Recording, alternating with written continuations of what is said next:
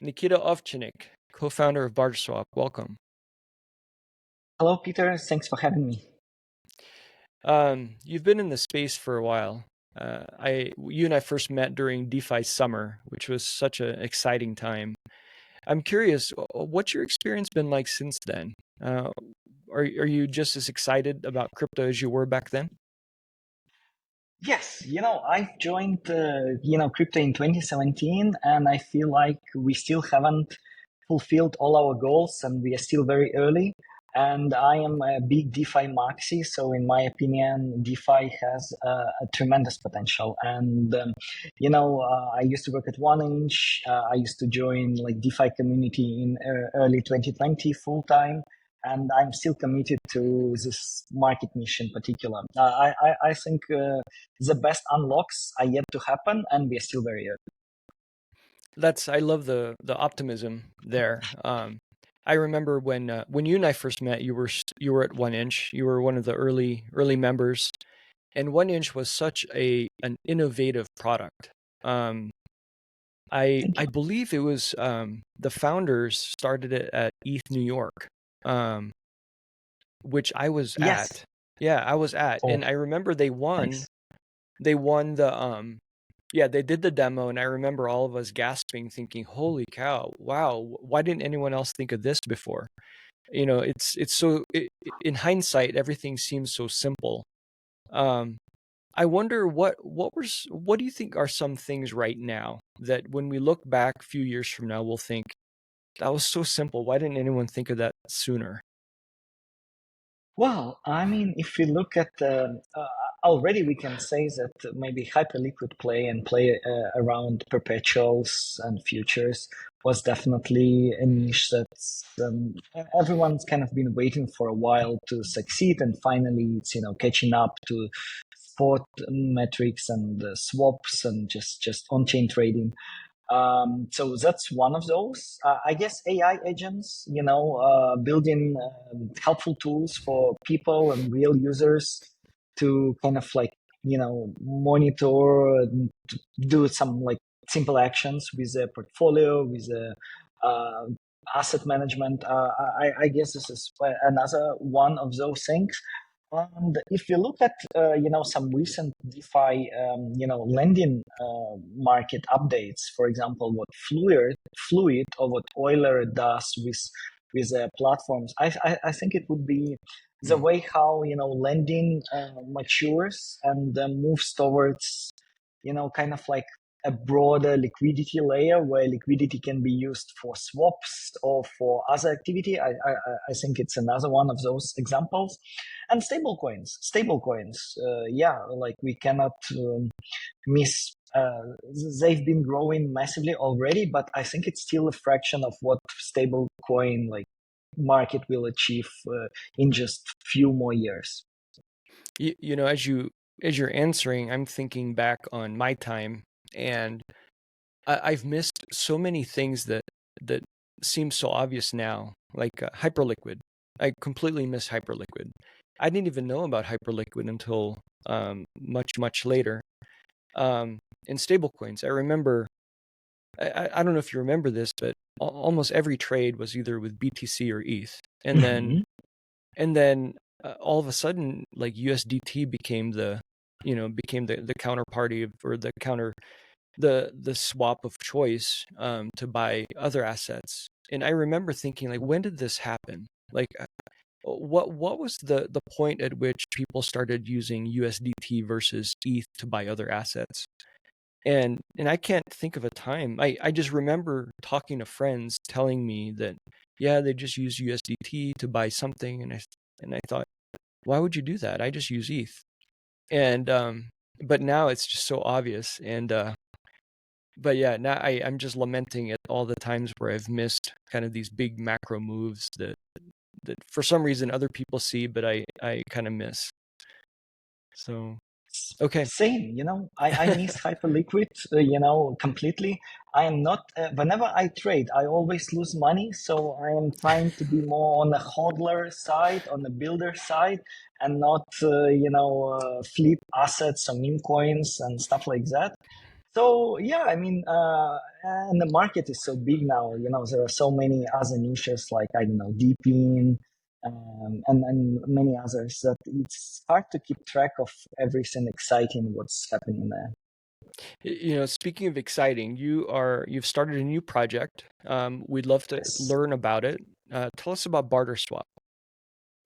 Right. So, I was a third employee after the two co-founders at 1inch, and I left during summer 2022, relocated to Chile. I live in Santiago. That's why you can see the beautiful mountain behind me, potentially, if you're looking at the video.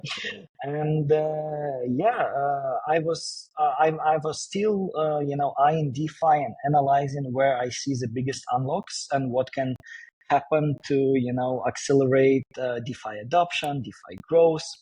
And the topic of intents was really hot in 2023.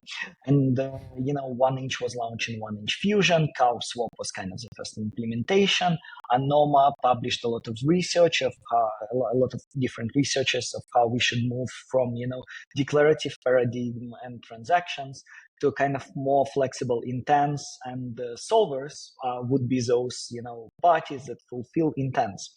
So intent is something very simple. Like I want to buy ETH at the best price available right now, and then multiple solvers provide you a quote, and whoever wins an auction provide the best kind of result, get a chance to execute a transaction and create this or fulfill an order for the user. So there were like a lot of hype and a lot of theoretical use cases. And we thought, okay, maybe we should a small team. We were trying out things. We were looking at stable coins as well. And we built a simple implementation of our solver. And within the first couple of months, we became very dominant on CowSwap.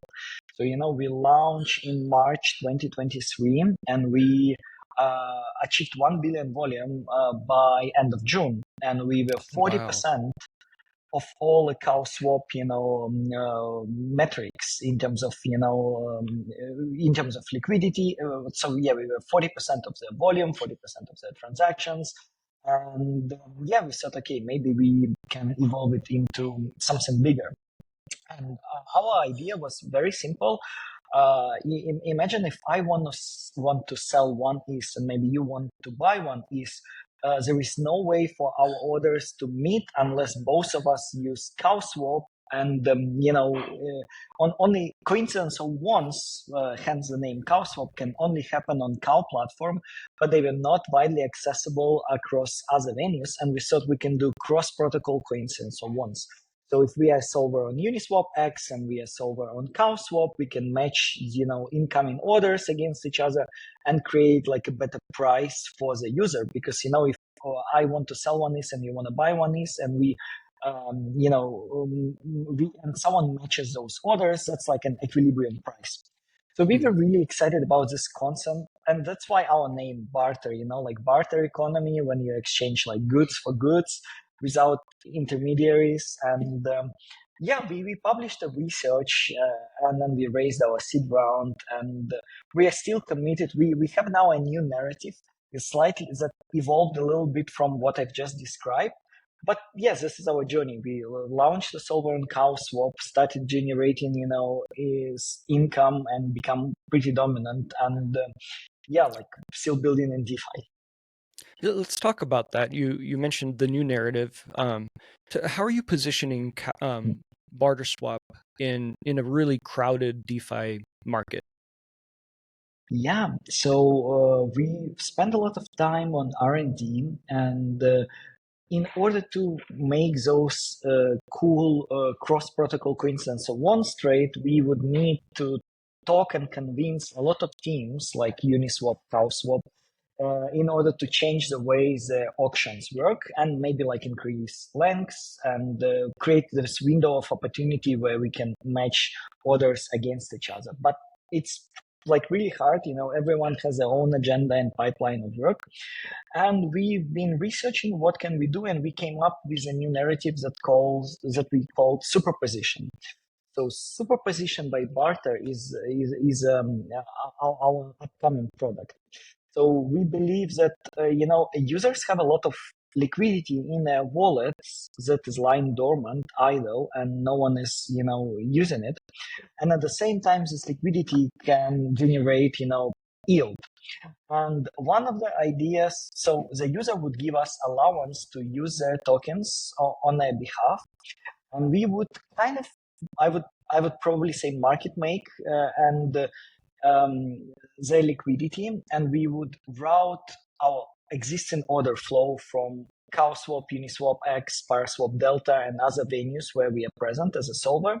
We would route not to AMMs, but to user wallets.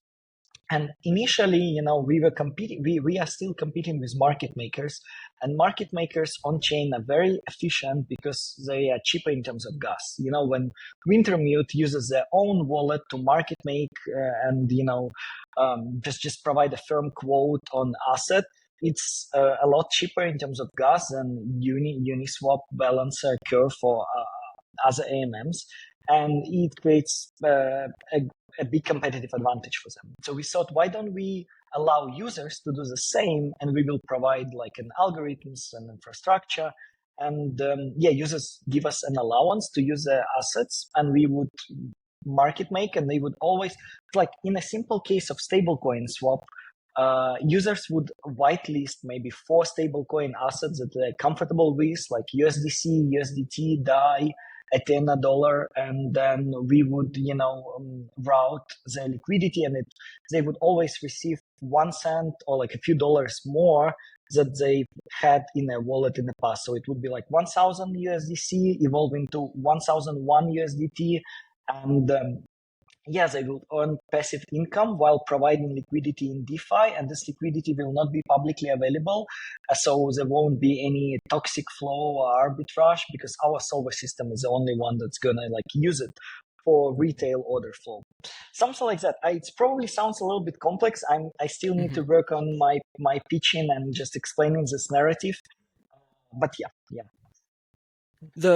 Who would the target audience be for this? I imagine it's people that are they're already familiar with DeFi, about swapping, Yes. about maybe tell us about that, if you could describe the target audience Sure. for BarterSwap.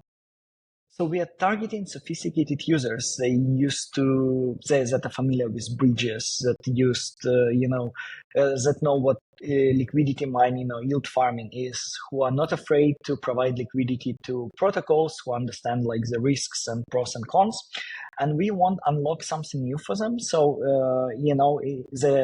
we would be able to turn any wallet into an AMM equivalent. So, and the assets in wallet, they become liquid, and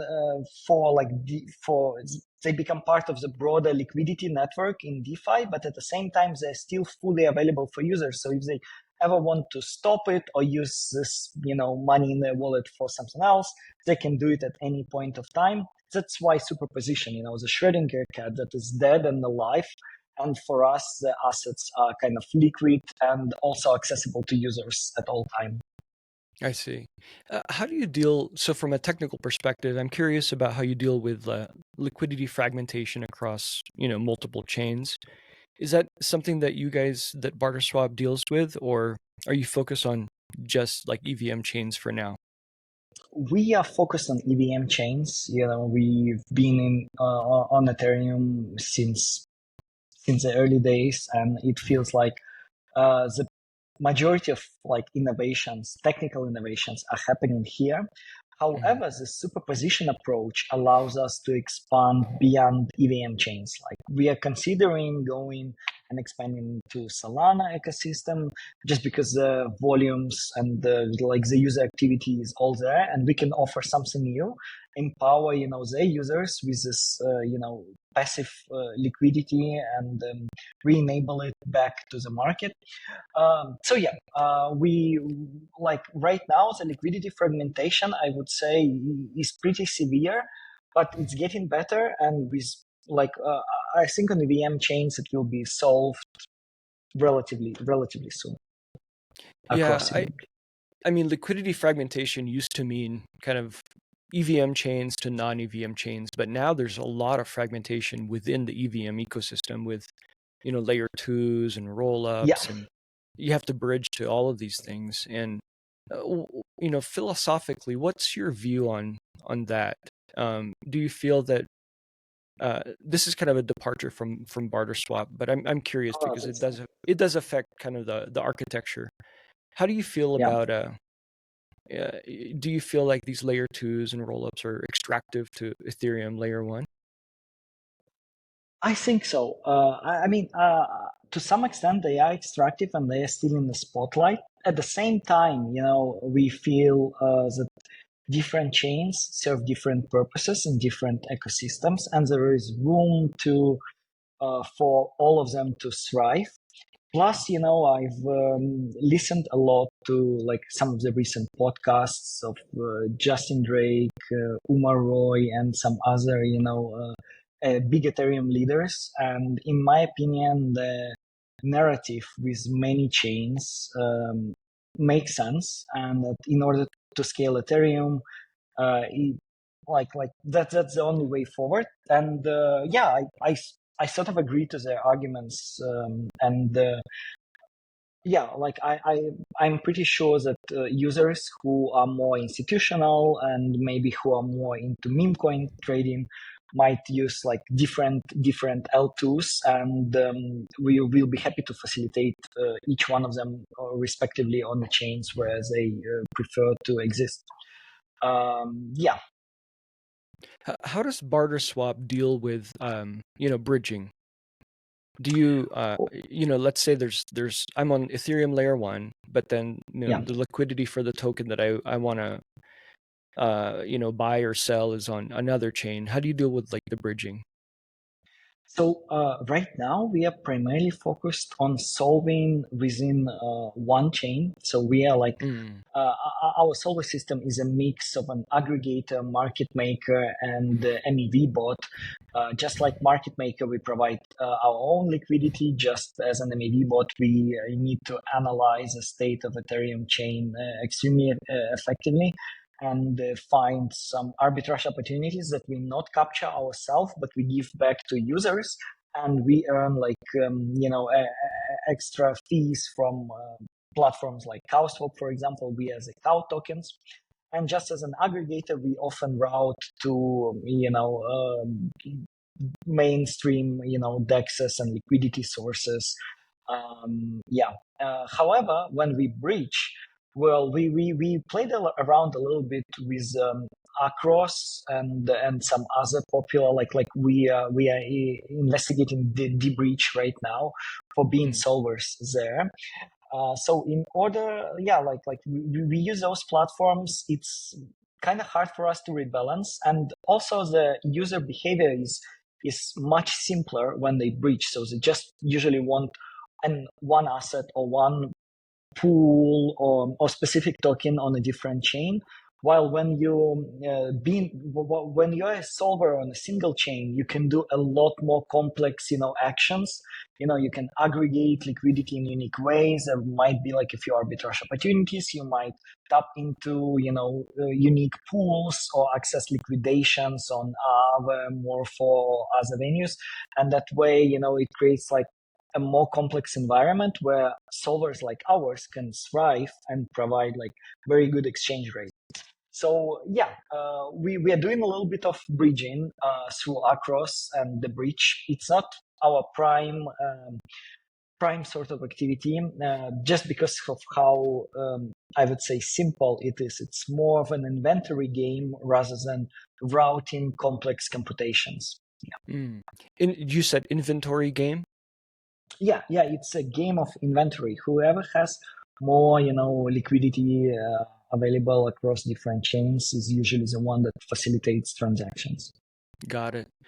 And that seems to be the unique selling proposition that BarterSwap has, is it identifies because it's dealing directly with user wallets with permission, then it's able to aggregate and identify and then aggregate the liquidity. Is that correct? Yes, like Got it. we are not planning to be a market maker ourselves. We want to connect with broader DeFi community and empower user wallets with this, like new capabilities for yield and earn, and yeah. That's pretty exciting. If you're, I can see, if I were a trader, that's quite exciting and gives me new opportunities as a trader to, rather than, dealing with, a typical DeFi protocol. Now it's just in my wallet. Like now my wallet becomes this super, um, this tool that I can use on my behalf to make more money. How are you dealing with user acquisition? In the past, yield has been, I think, one of the main characteristics that moves the traders around. Yeah. How are you dealing with user acquisition? Yeah, it's really tough. We've announced the superposition and we received tremendous feedback from other teams and founders and projects we are already acquainted with. At the Mm. same time, the broader DeFi community is kind of not there or much harder to reach than before. I think the user attention is extremely fragmented right now. A lot of people are, probably trading or doing engaging with DEXs on Solana or on other chains. So yeah, user acquisition is really hard. We plan to approach it through yield, just in good old fashion, because we've analyzed how much liquidity providers, LPs, are making on Uniswap, Curve, and other venues, and we can offer competitive yield without any kind of incentives, without like token emissions and. So I think that this could be a good driver and motivational factor for many users. And it can create an interesting dynamic within our protocol because we analyzed the liquidity landscape, and a lot of liquidity is lying dormant, kind of like not being actively used. While for us, we care about velocity of assets because we want to make sure that any tokens we receive are being actively traded, generate good yield. So we don't need like billions of TVL, but maybe like just tens of millions across mainstream pairs. And we anticipate some kind of competition when our system goes live and users see that it's generating the yield as promised and it's secure and stable. And yeah, it can create an interesting dynamic in terms of how can we choose between different liquidity providers and users, if we can introduce some kind of loyalty programs, and whoever is more committed to the system is getting like routed more often. To now we're still working on those games, but we will see how it will work out. Yeah. The way you're talking makes me think that maybe these users they're very yield sensitive. Um, how do you deal with situations where yield becomes the primary characteristic for user acquisition, but there are some users that, regardless of yield, they're just more loyal to one protocol. Or they might feel one protocol is safer than another, and the risk adjusted returns aren't worth it. And so, how do you deal with various users that look at safety, that look at convenience, and then that also look at yield? Yeah. I mean, we are trying to go right now after users who are more risk tolerant, who Mm. understand that the project is at the very early stage, and no one has done before what we are trying to complete. So it's like new DeFi primitive. Yeah, I think those users, if everything works out, they evolve from more yield oriented parties into loyal followers. And if you look at Hyperliquid example, I think it's one of the best that's been in DeFi recently. Like Hyperliquid managed to build amazing community from scratch without like VC funding and without big investments, and they just have very good communication channel with their community. People like openly say what they want and what would benefit the project and them as stakeholders, and the team delivers. So yeah, we'd really love to live up to this model and do something similar. Did BarterSwap raise any funds at the beginning, or it sounds Yeah, like you did? yeah, we did. We raised 3 million round. It was led by Maven 11. We have a lot of good investors like DCG, for example, and others, a number of angels. Yeah, well, for us, it was. I think we are in a more, you know, like we are competing with old DeFi names, and raising money from trusted party adds a lot of credibility and increase just perception of the team's technical skills and capabilities again. So yeah, for us, race was very important. We, despite the race, we are fully self-sustainable. I believe we've earned through solving more monies that we have spent from from the round itself. So yeah, we have sustainable revenue flow. Yeah. Yeah, I was going to say you mentioned that you had over $1 billion in trades in the first few months or something like that, which is, Yes. I imagine your fees are very, very healthy and can sustain the team, which is really great. And congratulations on that. Thank you. I wouldn't say they are like super sustainable. It's probably hard to scale this particular solving model into a real business. Like if we benchmark our revenue against like block builders, for example, block builders earn a lot more, at least they did in the past historically, than what we earn. However, if we, use our own liquidity, and this is what we are planning to do with introduction of superposition, and if we have more users and more volume on chain, we can evolve into a protocol that is fully self-sustainable. Yeah. Earlier, you mentioned that BarterSwap introduces a new kind of DeFi primitive. Can we talk about that and what, I guess, what category would that be? Or have you named that category yet? No, we haven't named it yet. I guess it's like wallet as a liquidity source or something like that. But we feel like AMMs, they are pretty good. They're efficient. They fulfill their role, but in the long run, liquidity has to become more competitive, more efficient, and AMMs are vulnerable to toxic flow and LVR, loss versus rebalance, and against a lot of things. And it's kind of impossible to solve them because a lot of them are built on a core level.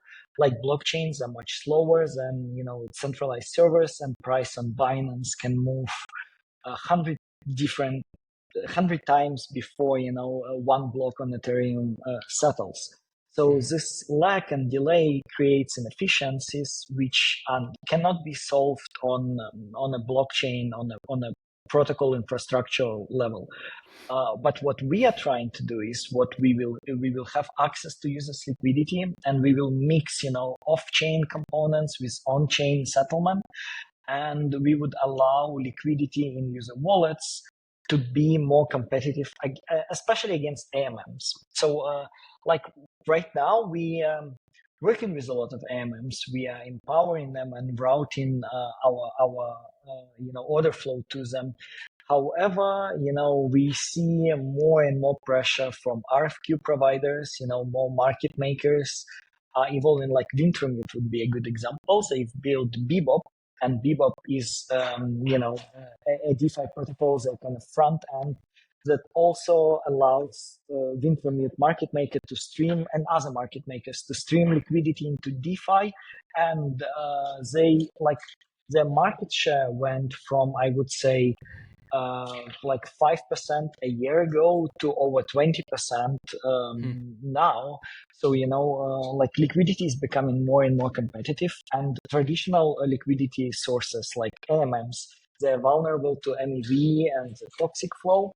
And yeah, we will be like an evolution of this AMM game when we go from pools and from AMMs to wallets, and then like liquidity within wallets can become more and more sophisticated. There can be like more different models built on top of it. We have a vision how to decentralize that. So I guess we are competing with AMMs, I would say, and we are trying to offer this new ideas that one wallet can be a pool itself, and it will be extremely cheap and efficient to adjust the prices. It can be done off chain. And that's the way forward to make DeFi more efficient and reduce, all those problems that we've had in the past. My question earlier about, what are those things that we look back on and then think it was so obvious? Why didn't anyone think of that? Wallet as the liquidity source is, I think, going to be one of those things where it's such a powerful concept and so obvious when we talk about it. Like, why didn't anyone think of this? And so I think BarterSwap being the first in the category is a huge competitive advantage. And to the point of, competing with AMMs, it's kind of like a co-opetition because it's, AMMs benefit from BarterSwap. And it's also a huge improvement to the AMM model right now. So it's one of those things that maybe, they see BarterSwap and they instead want to work with you versus compete. And it certainly seems that way with some of the protocols that BarterSwap is working with right now. Thank you. When you're speaking with like Cal swaps and other protocols like that, how are you pitching BarterSwap to them? Or is it permissionless that you don't need to even speak with I imagine you have to speak with the teams, but yeah, I'm curious. Yeah, it's sort of a little bit of both. I think it's more or less permissionless.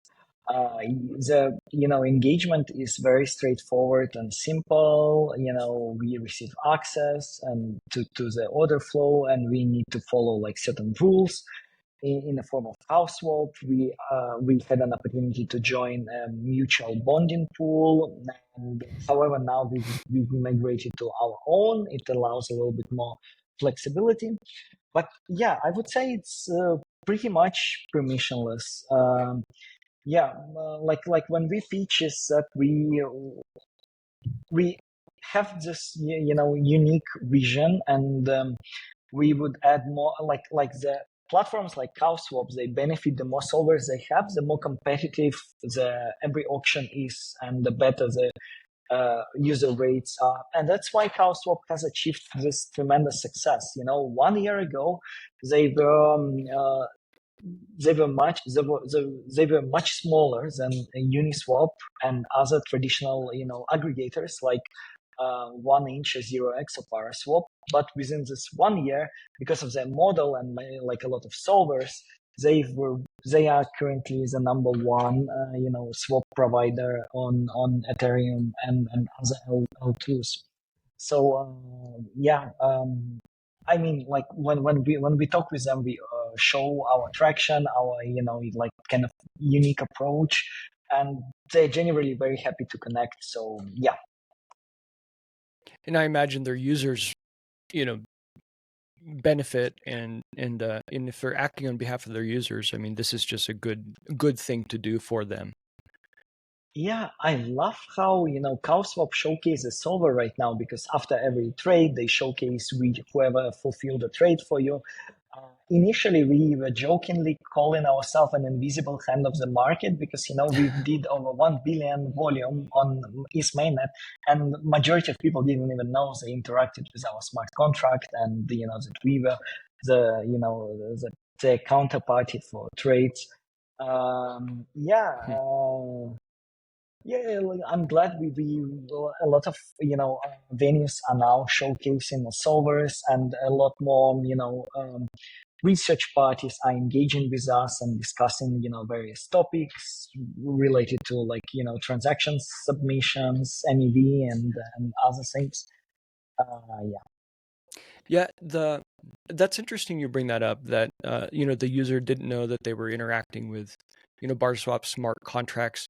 On the one hand, that's a good thing because the user, they have a job that they want done, and they just want to get it done. If they have a swap they want accomplished, then that's all they care about. How it gets done, Right. maybe to most people, they don't really, it doesn't really matter to them. But I think what's interesting, especially with the CalSwap situation, is that CalSwap kind of owns the relationship with the end user. And Yes. and at some point, I imagine BarterSwap is going to want to have a relationship with the end user. And so rather than using CalSwap and then interacting with the BarterSwap smart contracts as a second layer from the Yeah. user, I imagine, BarterSwap's going to want to have that first layer relationship with the user. Is that, do you think about that, or what are your thoughts? Absolutely. Yeah, Yeah.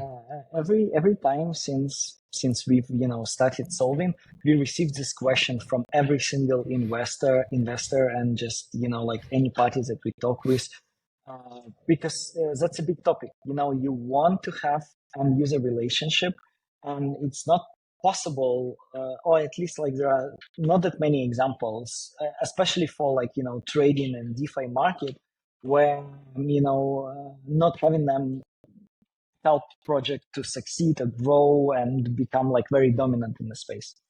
And yeah, it adds an interesting layer of relationship because we are partners of CowSwap, we are partners of AMMs, but at the same time, we are competitors with them at the same time.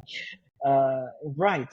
Yeah, we think a lot, and the superposition is what would allow us to improve, our performance, our traction, improve the rates, and gain more market share across all those venues.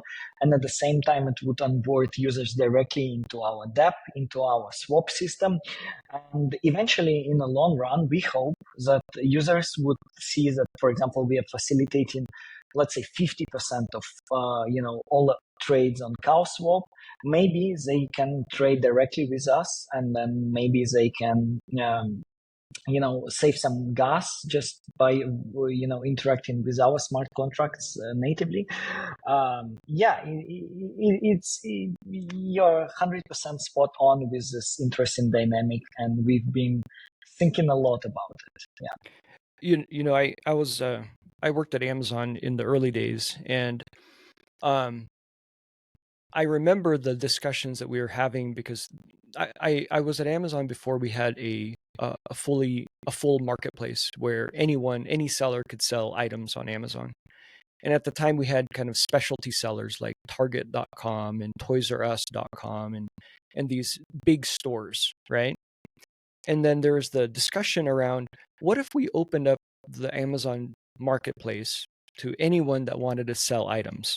And so we had to create a system that would allow, small sellers and big sellers to be able to create inventory on Amazon and then ship their items to Amazon for Amazon to hold. And I remember there were discussions, especially at the high level with like Toys R Us and Target. When they use the Amazon marketplace, their margins are a lot lower because they're having to pay Amazon a fee at multiple levels. They had to pay Amazon a fee to list their items. And then when they sell the item, then Amazon gets a cut. And then if they want Amazon to hold the item, then they have to pay holding costs to Amazon.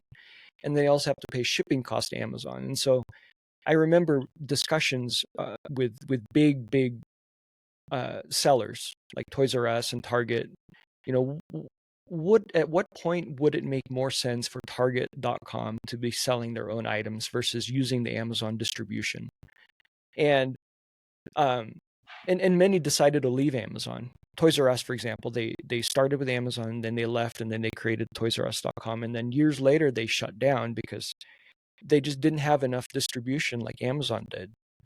And so I'm thinking of this situation with BarterSwap, with and many others, by the way, within crypto, where it's like there's a few big players with tons of distribution, and competing against that distribution or trying to incentivize that distribution to come to your protocol is a really, really hard job. And so it's good that you're thinking about that, but it's also a really tough problem. And we don't need to go into it, but I just wanted to share that situation from kind of the Web 2 space, that it's a common problem. And I'm seeing it more and more, especially in crypto, with multiple protocols that are stacked on top of each other, and everyone wants to have the relationship with the end user, but getting to the end user becomes a very difficult challenge. 100%. I remember, like, back in 2020 when I just joined OneInch, uh, there were like multiple DeFi chats and they were incredibly active. And they, whenever anyone did an update, it was enough to ship, a news there. And you would have a ton of users who would be happy to try your dApp and, provide the feedback and comment if it's good or what can be done better. Like right now, it's not the same. It's a very different game, and users are much more sticky. It's no longer 0 to 1. It's 1 to something else game where there are like a lot of different swap providers. There are a lot of different lendings that exist already. There are like a lot of stable coins that's proven to be sustainable, and people are not actively like changing the favorites to new things. Yeah, and you remember the vampire attack from Oh yeah. Sushi. I mean, that was exciting because that was, people kind of framed that the vampire attack from Chef Nomi of Sushi Swap to Uniswap as an attack on liquidity, but it was actually an attack on users, right? It was, Yeah. but for some reason in crypto and DeFi, we kind of abstract things and we think in terms of like liquidity, but there's like actual human beings behind that liquidity. And Sushi Swap was trying to get those users to move over. And I think for the most part, it was successful. It was incredibly successful. And I don't remember at the time, but I think a lot of TVL moved over to Sushi from Uniswap. And I think some probably moved back because of customer loyalty. But it's, the vampire attack, that was an exciting time during DeFi summer. Oh yeah. I mean, Uniswap definitely felt threatened, and I recall almost 50% of TVL moved at one point in time. And moreover, Uniswap launched a token just like a few months after this attack happened, because yes, that's what people wanted. Yeah, yeah. Let's shift to you mentioned community earlier. Let's talk about the BarterSwap community. What are some strategies you're using to grow the community organically, and how is that going? Yeah, we have a small, small group of people that follow us. Social networks are extremely important. Crypto Twitter is number 1 place for everyone. We are trying to convert the users that we've received through our research and the different, like just research writings that we've published. We are trying to convert them to our users on Telegram, on Discord, and to engage more actively with them through, like different campaigns. Like we started publishing, like we do a weekly posts about most complex or most interesting routes that we did on chain that involve multiple different liquidity sources and how much money we managed to save for the user. So that receives a lot of love from community. But I would say our community is still really small. We have approximately around like 100 people in each one of those like chats. And they are committed, they're very active, they provide great feedback, but it's not enough. And we are trying to, we believe when we go live, because right now only swap element of our system is live, but when we will provide, access to Superposition and, wallet as a liquidity source, organically, word of mouth, people would tell their friends that they are generating yield. This looks really nice. This is a new dApp and new way of doing things. They don't lose access to they don't just deposit in some kind of pool.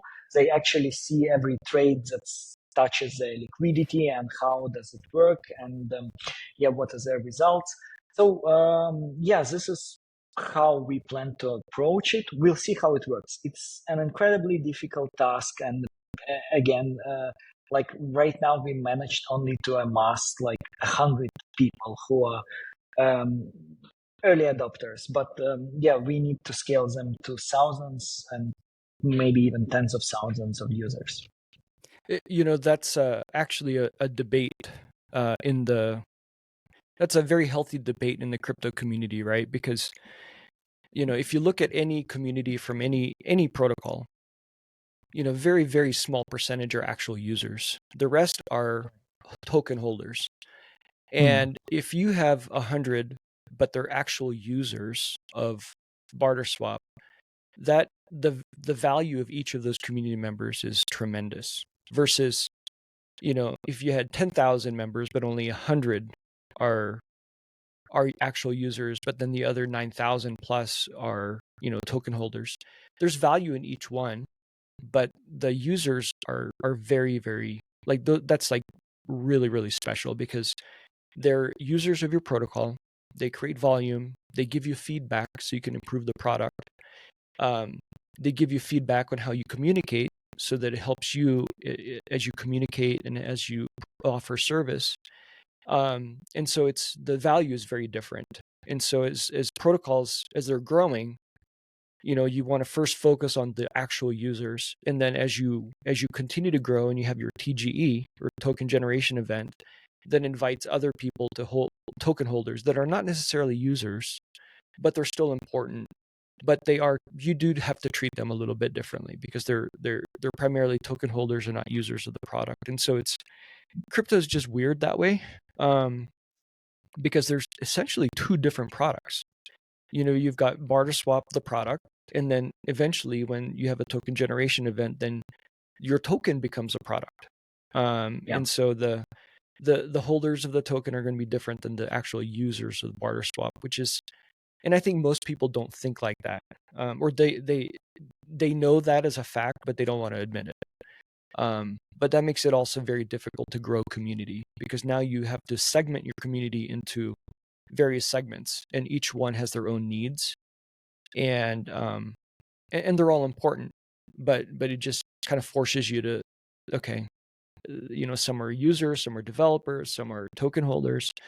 And I've had this conversation with so many people, and it's a very big challenge for every protocol. Yeah, I think what you've just shared is a big alpha for many founders. And, crypto has so many aspects to it. And when you're building something, you all have to focus on a lot of like small things that sometimes you forget the big picture stuff. So yeah, thanks for that. And I mean, like, that's great insight. Well, let's talk about your roadmap. You mentioned superposition I guess in the next 3, 6, 9, 12 months. Tell us what are some of the goals that you have for BarterSwap, and how can the community get involved?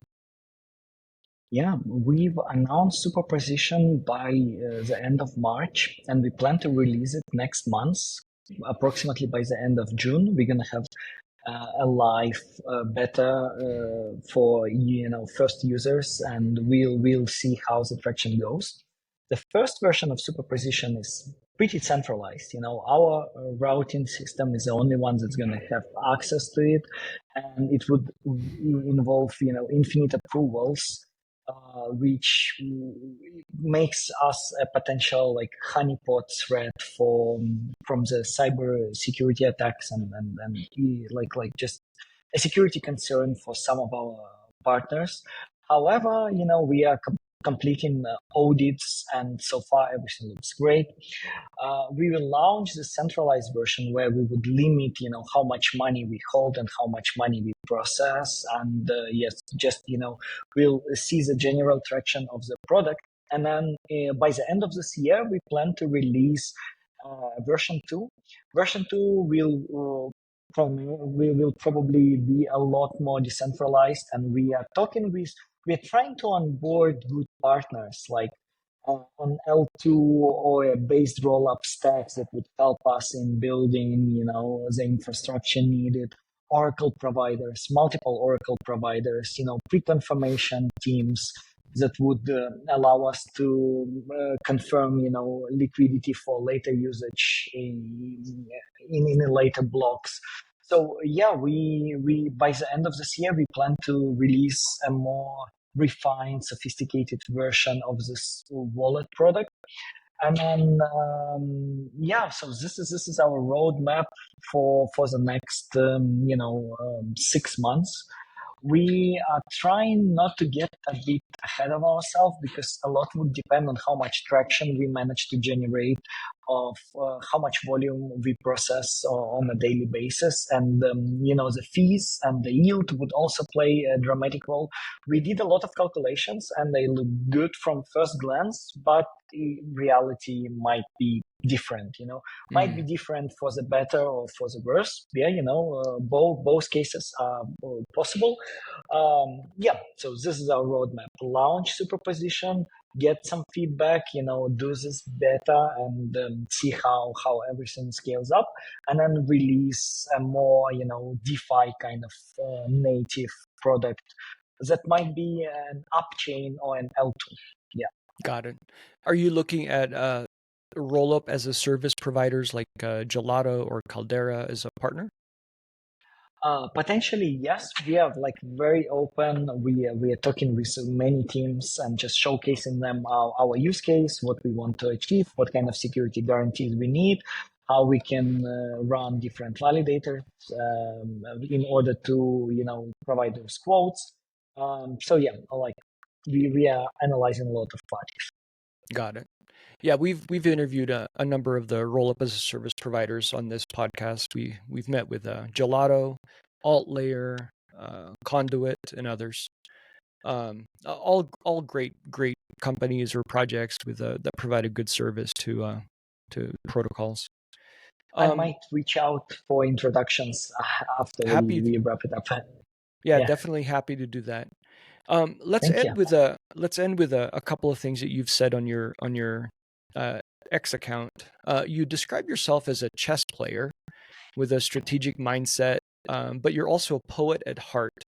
And so, Yeah. tell us about that, because that's, on the one hand, chess requires a lot of creativity, poetry requires a lot of creativity, but you're also very quantitative. Um, Tell us about the different angles there, because they being a poet and being a chess player seems to be divergent from each other, but with you, it seems like they're one and the same thing. Yeah. As I mentioned before, I live in Chile, Santiago, but I'm originally from Russian and Ukrainian descent. And my grandparents, they taught me how to play chess. And, I think it's a big part of a culture for, Russian speaking countries where you like learn this game since you're a kid and you play it with your relatives and friends. And I play chess all my life. I used to go to a club in my hometown, which is actually a small city in Siberia, like 200,000 people, the population of it. And yeah, I love chess. I play on chess.com. I don't have a high Eloy. It's like around 1400. Yeah, I'm a casual player, but I follow, the tournaments, the big names, and actually play a lot of chess on conferences with other founders and the team. So it's a good way to network. I actually made like a lot of connections during my business development career in crypto over the chessboard. That's for sure. And poetry is another big, guilty pleasure of mine, especially, not just poetry about, I would say like the nature or culture or like the beauty of the world, but more, life poetry, poetry with meaning, with like motivational, inspiring quotes and theses. I can recommend for our readers, like I think Robert Frost wrote a few good poems, like The Road Not Taken, and then there is Edward Guest and William Henley that wrote some other poet. I don't know. I'll check the podcast, our link on YouTube, and I'll post some of my favorite ones under it. It will be my gift to our listeners. Okay, Yeah. that sounds really great. I appreciate that. Well, Nikita from BarterSwap.xyz, thank you so much, and we're excited for what you guys have coming up. And for any listeners that are interested, go to BarterSwap.xyz to get involved. Yeah, thank you so much for having me. It's been a pleasure. We are actively building our community, and if we can be of help in any way, feel free to reach out. And thank you, Peter. I really enjoyed this. Amazing. Thank you.